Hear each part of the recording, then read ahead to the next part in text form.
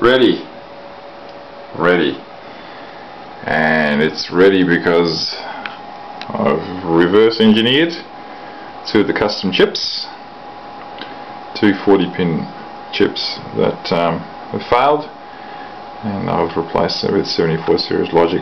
Pretty simple circuit, but as you can probably see, there's a lot of wiring involved, and I'm planning to do the VZ Super graphics upgrade, and that'll be the next project for this computer. It's a Dick Smith VZ300, and as you can see, it's pretty basic. Alright, thanks for watching.